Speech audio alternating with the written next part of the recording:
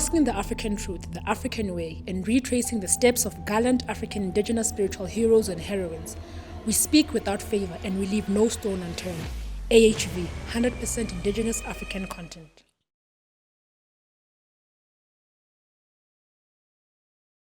Welcome to another edition of African Hidden Voices podcast.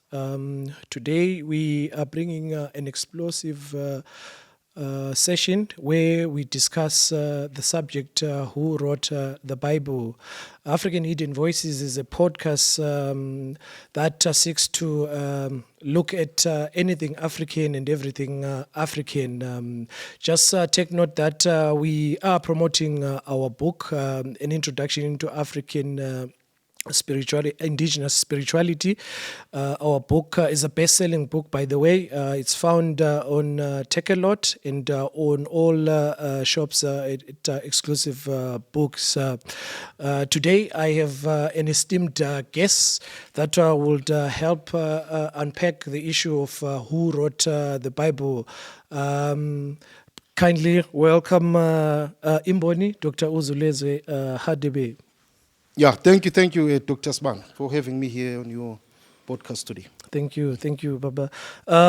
First things first, I think it will be important for us to discuss when we look at issues to do with the Bible. These are very critical issues. A lot weighs on such subjects, especially when you discuss anything to do with the religion.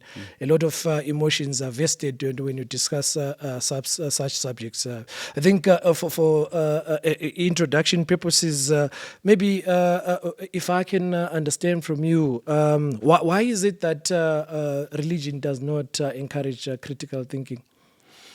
Yeah, I think first of all, you spoke of sensitivity when you touch on religious matters, and I also want to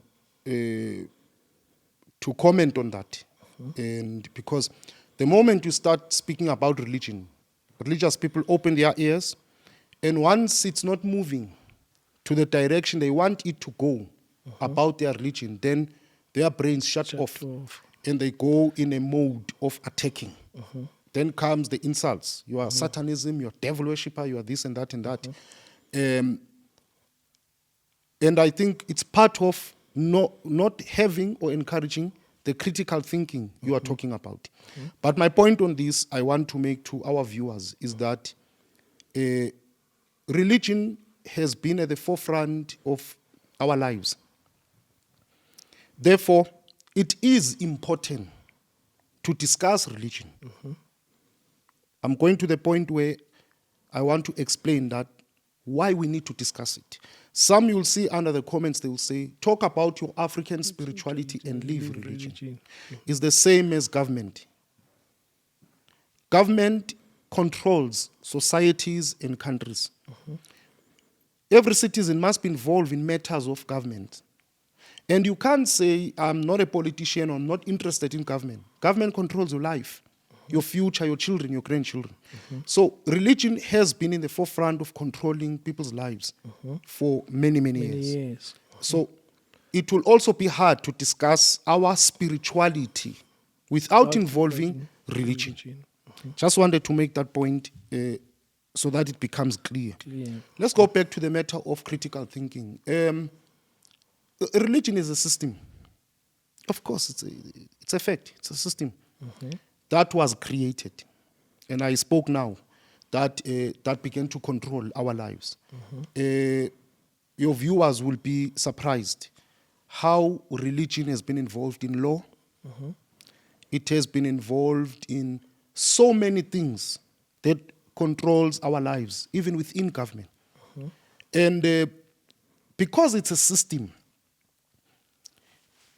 it's meant for people to accept it, and it's meant for people to live by it, not outside of it. Remember critical thinking. If you have critical thinking, your thought process is wide. But when you are following a particular system, you should not have a wide thought process. your thoughts must just revolve around that particular system. Yeah. If you want to broaden this from spirituality and religion and broaden it to governments, you'll talk about dictators, etc., who create systems that people should not be brought. You'll talk about dictators whose countries ban particular journalism, etc., because if those citizens begin to see the world, then they'll understand that, no, here we are being oppressed, etc., So they have to control the narrative. That's what religion is. It has to control. So you can't have critical thinking in such a system. You know, all your thinking and your thoughts must evolve around that particular religion. And that's why you'll see in religion, not only does it not encourage critical thinking, it does not encourage research outside of the religion. Yes. For an example, as a researcher yourself, you'll note that religious people, if you can debate with them on matters of research about matters of religion and spirituality, you'll note that most of the time, religious people, their research will always go back to the very Bible that is in question. Yes. Right? And some flimsy archaeologists or some flimsy people who have been bought. Because again, there are instances that there were professionals who were bought in order to support particular religions. So religion cannot then encourage critical thinking, because if it does, let me tell you now, many will leave religion. Interesting. There is a school of thought that actually says, now that we're talking about critical thinking, they say that the reference is made to Deuteronomy 4 verse 2, where it's stated that thou shalt not change nor add what is written in the Bible. So that verse in itself discourages people to think critically. For a particular reason, as you have mentioned, I mean, we'll unpack that in terms of how that really unfolded. But my next question to you, Imboni, is when we look at a religion, it's based on a certain set of dogmas. And there is a religious text. My follow-up question to that will be: do you believe that the Bible is the word of God? I was asked that question on another podcast. It went viral, and I was attacked because of. I said that the Bible is not the word of God, which for me is embarrassing, especially from Africans, particular black people. In this day and age. I mean, when we grew up at school and we thought that children fell from the sky, our parents told us children fell from the sky. It was the same as when we went to school, we were told that God wrote a book. It was the same thing. But when we grew up, we discovered that children don't fall from the sky. Yet there are people who have not yet discovered that a book did not fall from the sky, nor written by the Creator. So it is quite embarrassing. Of course, it's not the word of God, because it was written by humans. Then there's another argument that others now, when they discovered that it's not written by God, and then came the concept that no, it was not him, but it was written by humans, were inspired by God. That's also problematic. And my short explanation that it was not, it was written by people, of course. And my short explanation that they were not inspired by God, but by themselves and the politics and things that were happening that time. So, and the reason for that is if you read it properly. And here's another thing: not only the English versions, and not only the Christian Bibles, but you read the Hebrew Bible, where your Christian Bibles come from. The Hebrew Bibles, you already see a lot of contradiction from the Hebrew Bible and your Christian Bible. Different versions, yes. From different versions. But the contradiction between your Hebrew Bible which is the first Bible before your Christian Bible.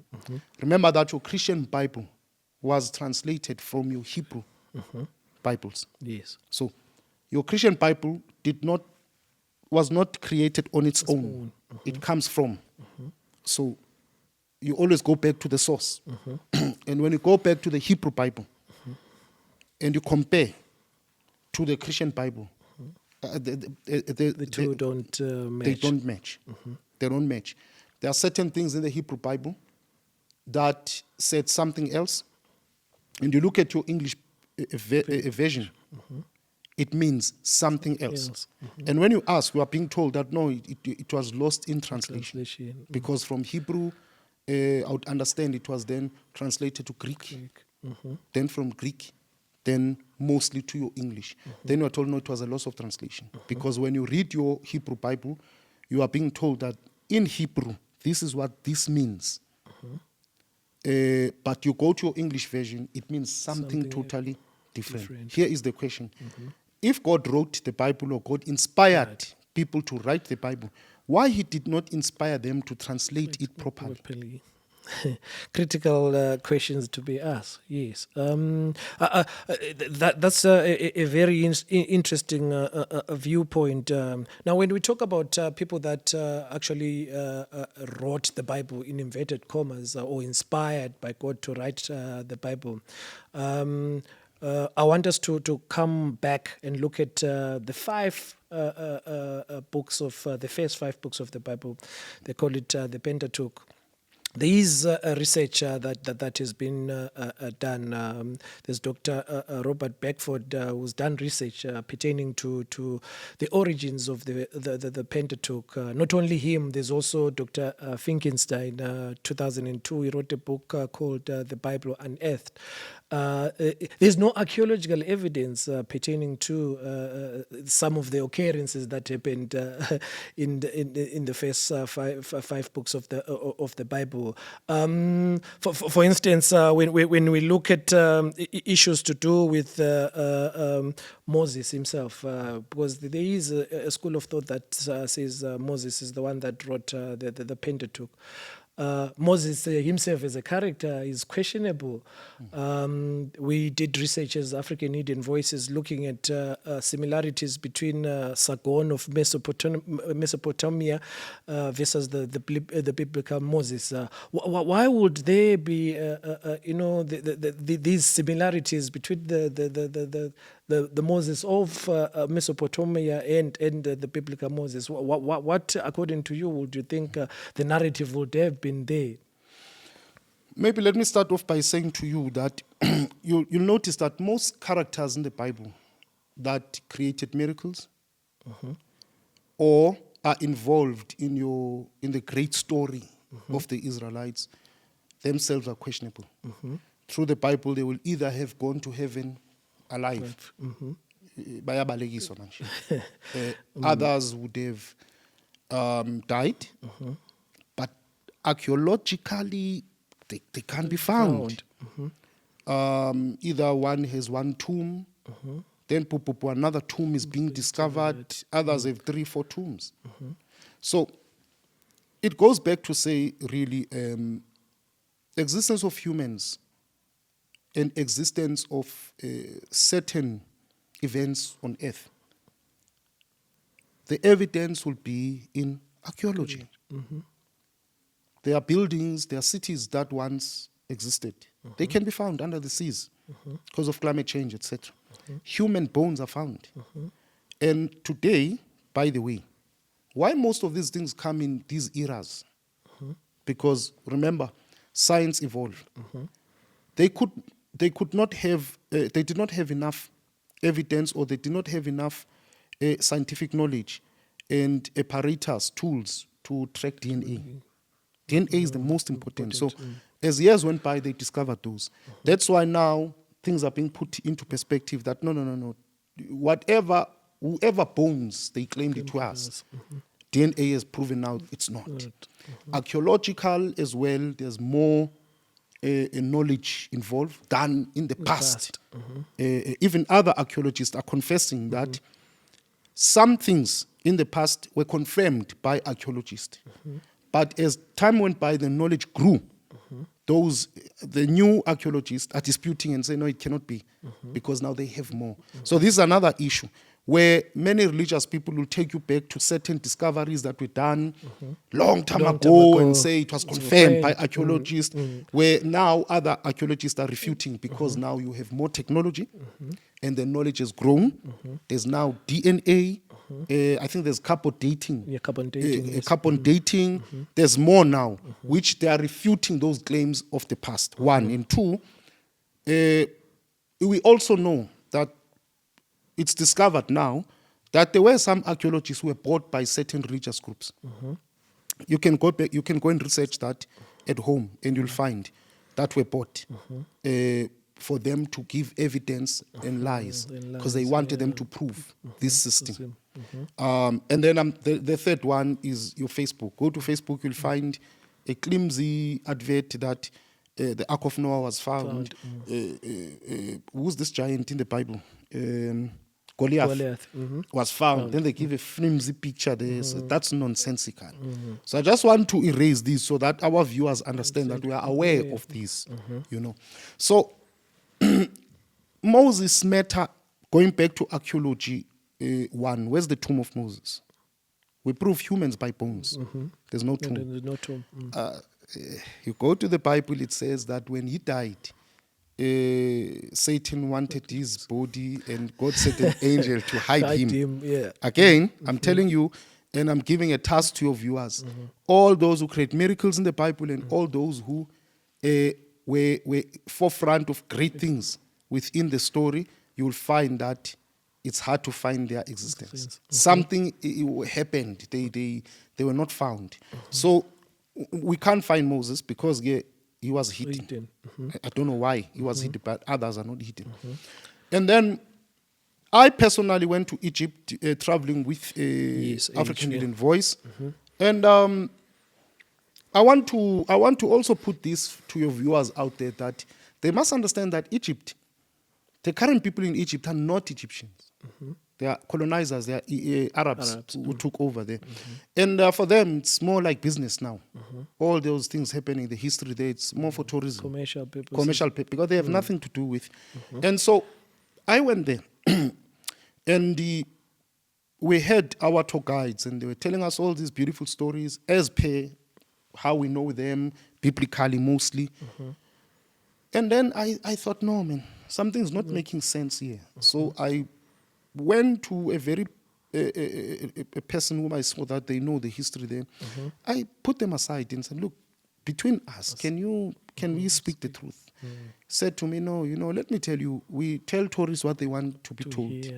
And most tourists who come here are religious people. And they are coming here to prove their religious beliefs. And we have to go with it. It's tourism space. We have to go, otherwise I'll not come here. Then I said, no, I'm not much on that.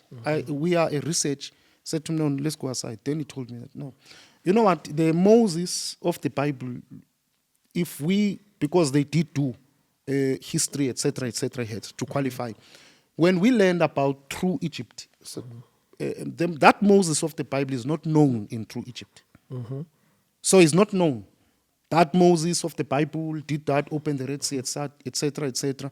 Red Sea itself, there was a documentary that was done and a proper research was done, that the part where Bible claims that the people crossed the Red Sea, they say in a particular season, when the Red Sea, the sand comes up, kind of the sand itself divides the sea.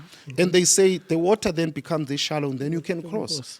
But when you cross, when people look at you, it will be like you are crossing inside the sea and it has part. But they say, I don't know if it's winter or summer, but there is a particular season.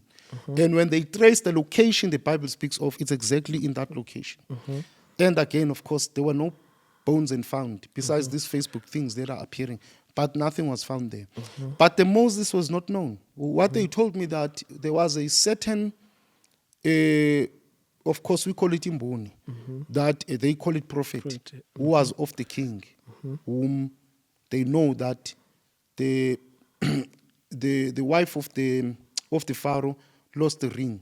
Cut a long story short, they know that he went there in the water and he found that ring inside of the water. That's going to be very similar to opening of the waters. Of the you know, waters, yeah, yeah. that's that's where they can go with Moses. But they said that particular Moses is not known. Here is the question: you can't grow up in Soweto neighborhood, and when you are old, especially become a prominent person, nobody knows you. And it does not have to be your generation. Yes. Remember, it can't be your generation. Even if older people were there, there has to be evidence that you existed among the community. Moses is not known there in Egypt. Yes, that is backed up by research. Moses versus the biblical Moses versus Sargon. The stories are similar, showing that the Pentateuch itself was a big editing job. I mean, we would go into details in terms of why some scholars claim that the Pentateuch was a big editing job. Also, Exodus. Was there an Exodus according to the Bible? Did the Israelites move from Egypt to the promised land? Research says no. I just want to pick your thought in terms of the occurrence of the Exodus itself. Did it actually occur? Yeah, I think most scholars can give more wisdom to that. But according to me, of course, no. There's no factual facts around that. Now, when we look at that again, what I know and I heard through research is that there were few people who were not Israelites. I think they were Canaanites. Canaanites, yes, yeah. Who came from Egypt. I think they were slaves in Egypt. And they ran away from Egypt and they went to Israel. As Canaanites. And I think that's where, when they came together, they begin to form a people who later is said to be these Israelites. So it's just a few. And what I heard was, according to their stories of Egypt, that's where this whole story then is crafted. The number of people is completely wrong. They were Israelites as a nation, wrong. All of the biblical thing is wrong. What is right, and what I'm understanding that is factual from scholars, there were few Canaanites who were slaves in Egypt, and they left, and they went back to, there's no sea, crossing of opening seas, and no Moses, but they left and went there. And when they arrived in Canaan, then they began to form a community, as it was in the past. You left and they began to form this community as Canaanites.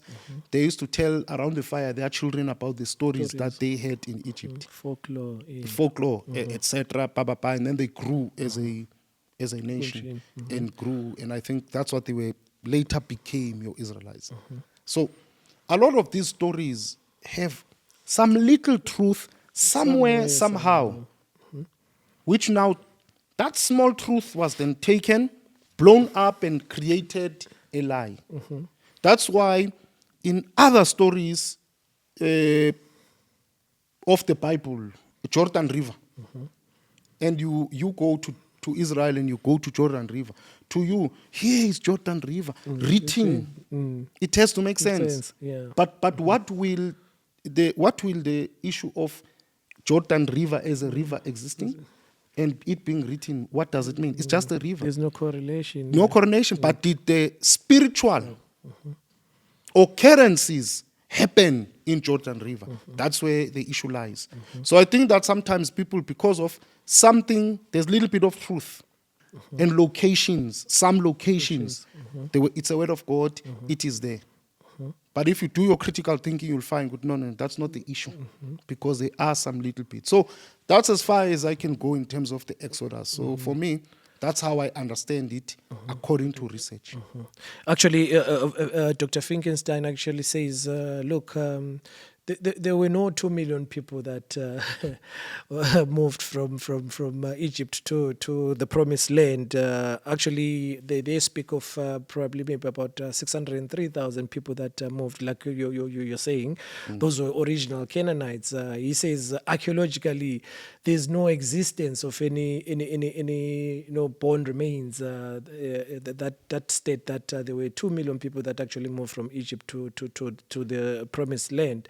So research, and by the way, Dr. Finkelstein is an Israelite himself.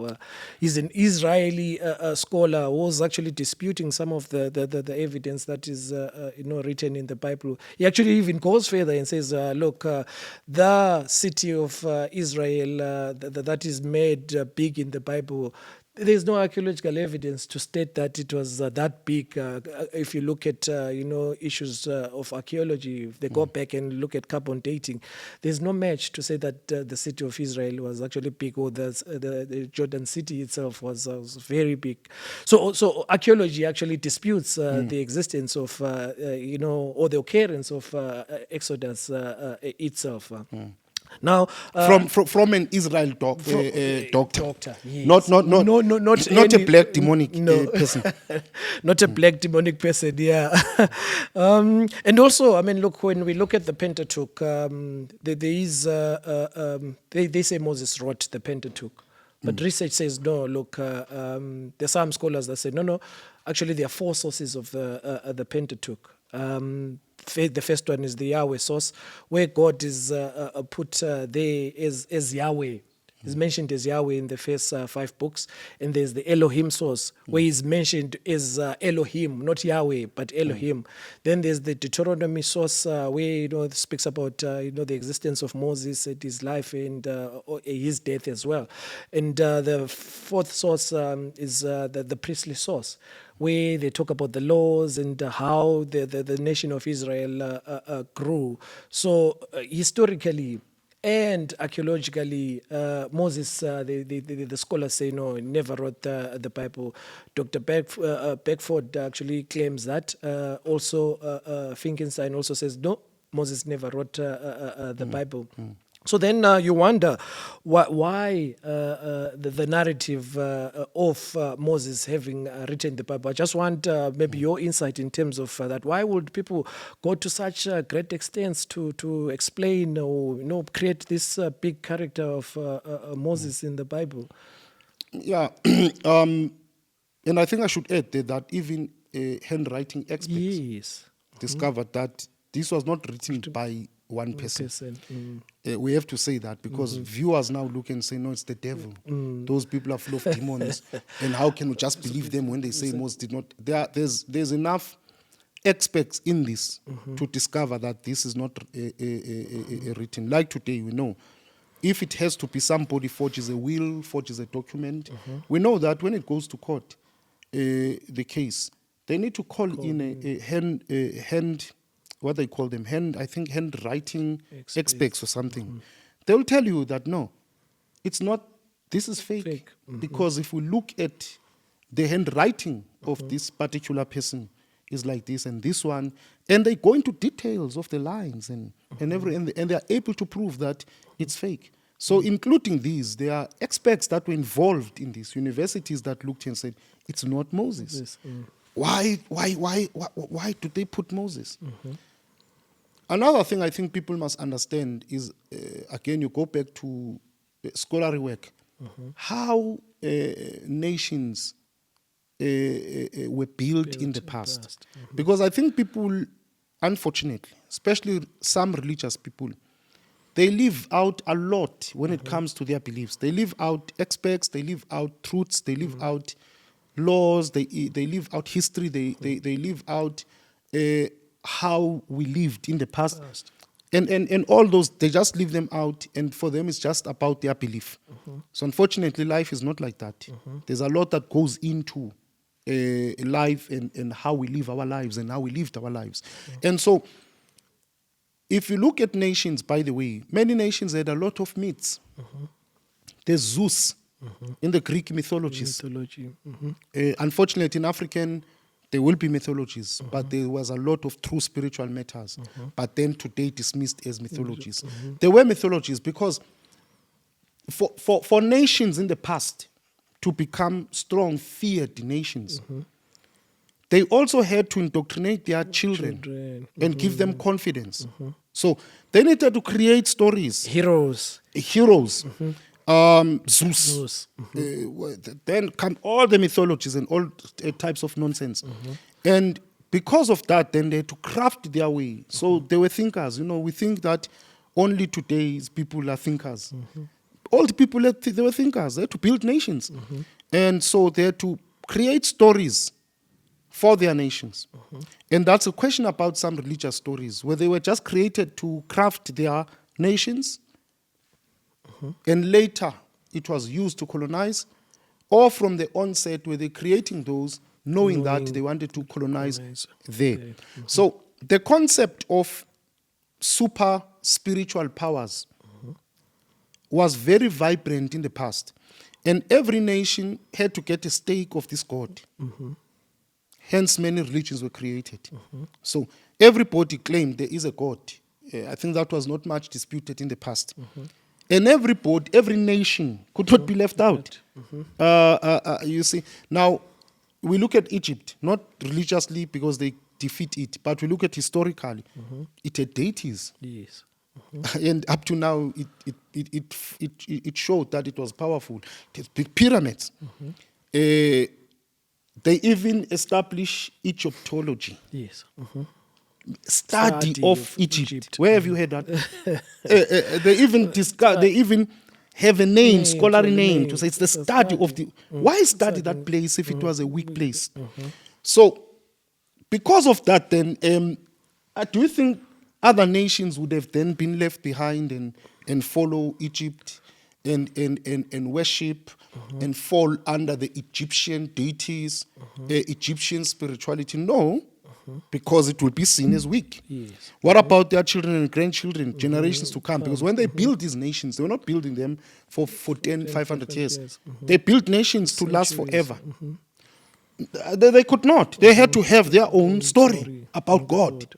That's why you look at the religions. Look at Judaism. It's the God of the Jews. Look at Islam. It's actually the God of the Arabs. Yeah. And then Christianity tried to, it did not begin like that as well. But then it tried later to colonize. Hence it began to put everybody in. But looking at the Bible itself, it still says, it still talks of the God of the Jews. Strange enough. Not Africans. It still talks of the God of the Jews. There's a verse that speaks about that everyone must pray for Israel. Which I always ask as an African. So, if now there will be an issue between the Jews or Israel and South Africa, who will you pray for? Because the Bible, according to your religion, obligates you to pray for the Jews. And then they don't answer me. So, in other words, those stories were built for that. So they had to create this Moses. They had to create this spiritual power behind them. And what I love is that even the Bible is clear. It's about the Jews. It's about them. It's about their stories. You don't really see us appearing there. So these stories were created solely for that. That's why now you go later, you'll find out that there's politics in this thing, in religion. That was going to be my next question. Yeah. The influence of politics in all this, and theologians as well. I mean, you speak about scholars, the role that they played in shaping this narrative of this great God, this great Moses, and the pride of the Jews themselves. I mean, written down and carried over down to generations. Very important. But importantly, the issue of politics, how does it come into play? How does it interplay with religion in order to create a certain narrative? Yeah, even in modern days, I think if you look at politics in modern days, not today, because religion is... Politics is now starting to dump religion. But if you look at during colonization, religion was moving with politics, politicians. Now, the new system of politics was inherited from your old system of politics that was practiced by monarchies and etc. It gave birth to the modern politicians. That's why now these politicians, modern politics and modern politicians moved with your monarchies and it moved with religion. Then it dumped monarchies. You can say they don't want kings and queens anymore. And now it's starting to dump religion. You can see now they're starting to put laws that are oppressive to religions because now they have the absolute power and they can move. But where it comes from there. So even in the past, politics were there, practiced by your kings and queens, your pharaohs, and every nation had its own politics. And as I said before, that religion was at the center of this because what shaped the nation was their relationship with the God. A nation first, before even the politics, it first had to establish its position with God. That was the first important. So then in this case, then religion was the first thing that had to be mastered. And that's why they had to have the dogmas and religion. And I'm not talking about spirituality. Because our ancient ancestors did not have religion, they had spirituality. Then religion was established. And then they established their religion. They had to get it right. They had to have their dogmas. They had to get their stories. Who are the heroes in these things? But stemming a lot from indigenous spirituality that existed, taking it from there, the deities that existed. Then they have to craft, as they formed their nations, they then craft their religion. Then from then they have their monarchy, their kings and queens and leaders. Then from there, then they establish then their politics that will govern them as a nation. You see where politics come. So politics were intertwined with their religion. There was no separation in that. It was intertwined with their religion. Their politics and religion were intertwined, were close. That's what shaped the nation. Those were the foundations of the nation. And if we want to see this in modern days, you can look at the religion of Islam. Everything else comes from their religion. Everything, their economies, etc., etc., etc. That's how it was in the past. Jews. Judaism, everything they do will stem from their religion. So that's where politics now would have come in. Politics have to be written. And I spoke in the beginning, remember, that even here in the Republic of South Africa, you look at our laws, it's fact. A lot of our laws actually came from religion. And when I was doing some courses in law, I was so surprised. I thought no, something's not right. Because actually laws were derived from religion. So that's why nowadays people swear through particular religions. So how do you separate the two? And I think for me, again, I think that's where the greatest conflict comes with these global systems in Africa. It's a very deep spiritually rooted matter. I think our spiritual guides and our ancestors, and they are still fighting this system because a lot that is within this system has nothing to do with our roots and who we are. Interesting. You're bringing a very deep and sensitive matter when you talk about global systems. That the intertwining of these things, religion versus politics, and it being linked together in order to control the people then. And you spoke of religion as a system. Now you're talking about a global system. Maybe just in a nutshell, not going into detail, just that relationship between religion and the global system. Does religion influence a global system, or is a global system influencing religion? Where does it all fit, and where do we all fit in this whole system? Yeah, I mean, global system, people must ask themselves, where do these systems that are governing us today come from? Unfortunately, they don't come from Africa. I call it the global system. It was the systems that were not established by us. And those systems were heavily influenced by religion. As I have said, that religion itself gave rise to the current laws, law system that we have. So it was there because of the old relationship of religions and how nations were formed. So that was carried over to the modern day systems. So now they were not removed. So religion is intertwined. It's there. And I repeat again, you know, when you are sworn in. Strange enough. Or when you appear in court, I mean, as a witness. As a witness, yeah.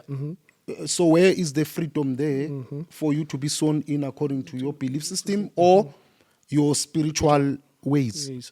You see, it's not. That's how it's in the system. That's how it's done.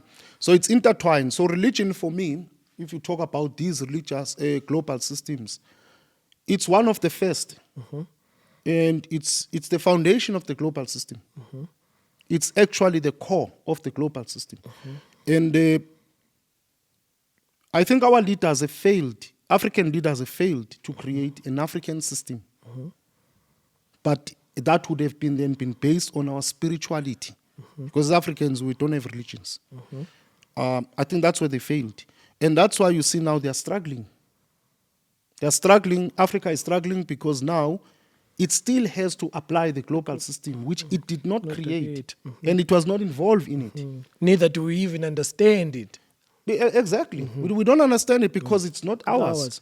It will always be in conflict with us. It will always be in conflict with us. So I think if now we shift and say, how do we fix Africa as a whole? We have to change, we have to move from the global system and create an African system. That will then talk to the global system. Because we are independent, right? Yes. As Africans. So I think that's where the issue is. Okay. All right. Our subject was today, who wrote the Bible? I just want to bring it back to that so that we, in closing, we look at... we've looked at archaeological evidence that no, Moses, for one, never existed. There was no Exodus that actually happened. Scientists and archaeologists dispute the existence of that. Comparing that to African indigenous spirituality, the fact that we don't have a religious book under African indigenous spirituality, but in religion there's a book. I mean, a lot of people put a lot of faith and belief in this religious book. But science and archaeology says, no, look, the facts that are sitting there are not actually what they are. There's no existence of some of the events that actually happened there. So I just want to understand from you, Imboni, the issue of African indigenous spirituality not having a dogma nor a religious book. Just pick your brain in terms of that. Why is that we don't have a religious book in African indigenous spirituality? Maybe let me start off by asking this question. How many religions are there? And all these religions, most of them have religious texts and religious books. And all of them do not agree. They like to work on those similarities and they want to prove that actually, let's stop those games and let's be honest. They simply don't agree. They are different. Right. Similarities do not make up the argument that if God spoke or God wrote or God inspired those religious books and those religions, they simply had to speak to each other. Or, so there has to be some consistency. There has to be, and no differences. In the place of differences, it had to be a new knowledge that was just shared with that particular group, but that advances things and kind of again complement the other religion, but not differences. There shouldn't be, yes. Because if I speak to you and I speak to some of the colleagues who are here and workers who are here, and I'm in charge of all of you, and I'm giving you different instructions and different things, I'm creating commotions. There's no such thing. So how could then these, or let me ask the question, which one is the word of God? Or which one was inspired by God? If there are different versions of the same person, how is that panning out? Yeah. So they must answer that. So then, that's out. And so if one looks at that, in African indigenous spirituality, there's no religious text because there's no religion. I hear others wanting now to come with arguments of African religion. There's no such because a religion must have a religious text and dogma because it's created, it's a system. How do you create a system without direction? African religion. So where is the dogma? Where do we go to? What do we have to look at if it is a religion? So there's no religion. Unless others don't really understand what religion is. So in Africa, with African indigenous spirituality, ezomoya zakwantu, it's a revealed thing.